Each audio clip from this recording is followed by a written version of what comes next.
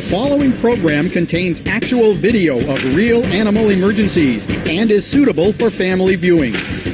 Coming next, it's a unique place with a gentle touch, where at-risk youngsters help unwanted animals. And these various critters have a safe home. This is Animal Rescue.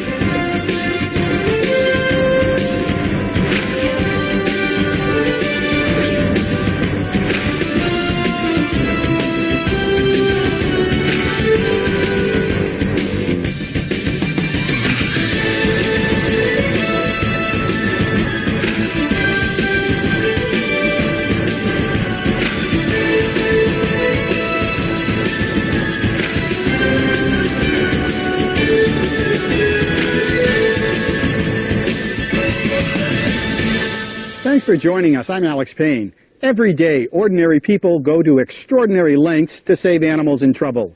This story is a great example.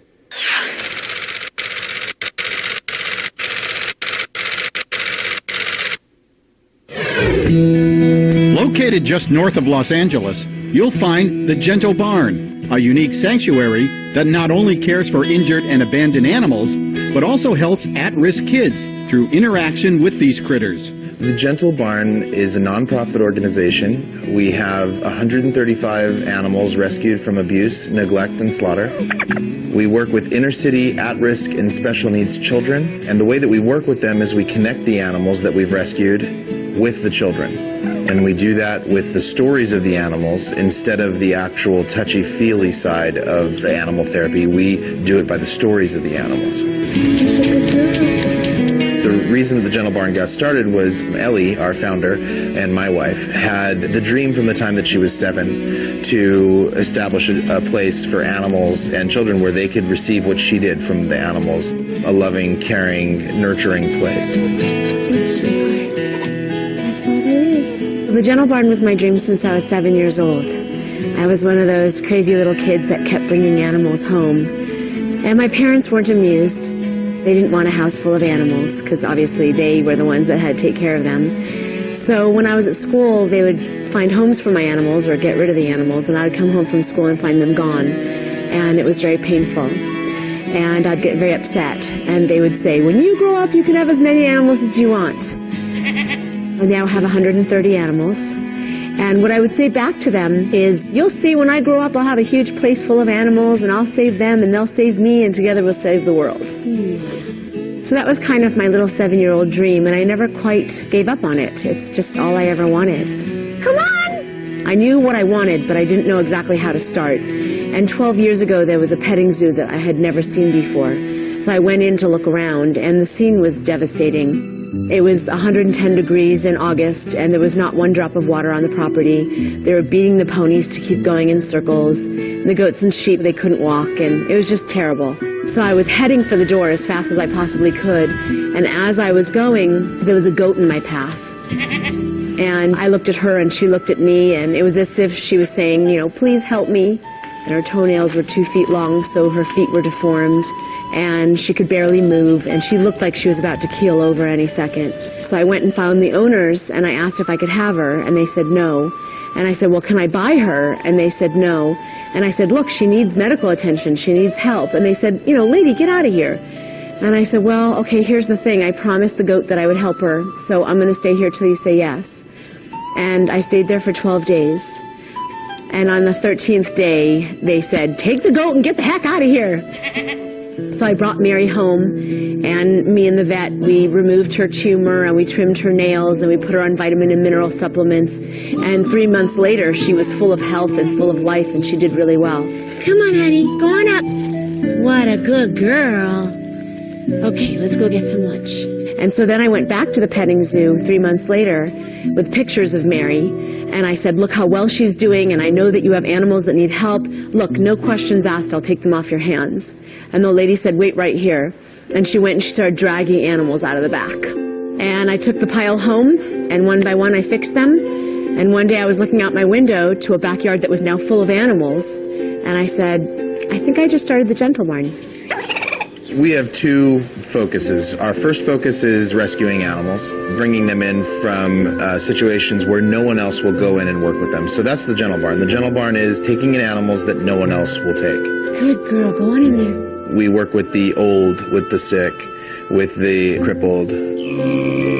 Our second part to our mission is working with children. We work with inner-city, at-risk, special needs children to bring them in for the day to learn about the animals and to learn their stories, and in an effort to connect them to the point where they're saying to an animal, you're going to be okay, you're going to be okay, but they're really talking to themselves. Hi. My beautiful girl. Also, animals, they don't judge, and they have complete unconditional love.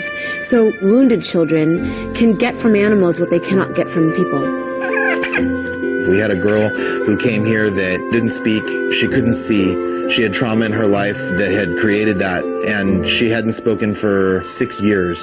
And she came into the Gentle Barn, and one of our turkeys used to sing, and she would sit there and rock with the turkey, and she would sort of like listen to the turkey singing, and one day she spoke. She started speaking with that turkey.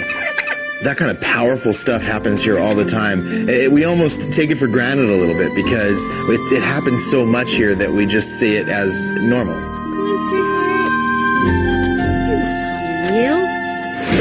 Our amazing story continues right after this brief break. Gentle Barn, a sanctuary that takes in unwanted and injured animals while helping at-risk kids through a special program involving these critters. Every single animal on the property has been rescued from some kind of severe abuse. They have horses, cows, pigs, sheep, goats, chickens, turkeys, peacocks, llamas, emus, dogs, cats, a donkey, and a parrot. Normally, we're not a rescue, we're a sanctuary, so the animals come in and they'll live here for the rest of their lives and be part of our program. We have 130 animals that no one else wanted, and their only other option is being put down, so they have severe problems. Hi, Yoda. There were 500 animals that were basically abandoned and had been part of a hoarding situation. And Yoda was the only emu there, and he was left out in the back area in a big open pasture. And he was really scared when he came in, and he just has turned into the most gentle, wonderful bird. And such a great lesson for kids in learning about, the way that an animal looks, the way that a person looks. Just because they're different doesn't mean that they're dangerous, or doesn't mean that they're aggressive or whatever. He's never hurt anyone. He's always been the most gentle, wonderful animal. And he was in a bad situation. He didn't have any food, and the water there was, totally green and algae full. He's definitely a kid favorite. Most of the kids that come in really love him. Oh, not that. You're not allowed to eat that. Yeah, a lot of people are intimidated by his look, but he's just the greatest guy. His name is Vegan, and he was born blind on a beef ranch. And the farmer's wife emailed people around the country begging somebody to save him, and we said yes. And then when he was 1.5 years old, we took him to San Diego to have eye surgery so he can now see peripherally. We use his story to talk to the kids about how when bad things happen, sometimes there's a strength and a saving grace that comes out of it later. So would I wish for Vegan to be blind? Of course not. But if he was born healthy and normal, he would have been slaughtered a long time ago. But because he was blind, it allowed the farmer to get to know him and fall in love with him and save him.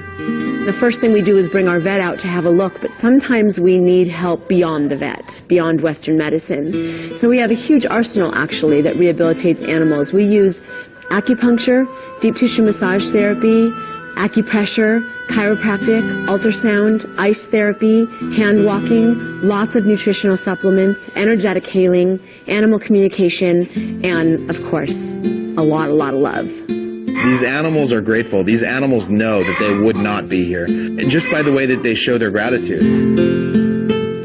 This is Buttercup. Buttercup was rescued from a cruelty case, and she was not given any food, water, or shelter, so she was very sick when she came in. She loves attention. When the people come to visit on Sundays, she lays down so the kids can crawl all over her. She's like a giant teddy bear. Aren't you? You're a very good girl.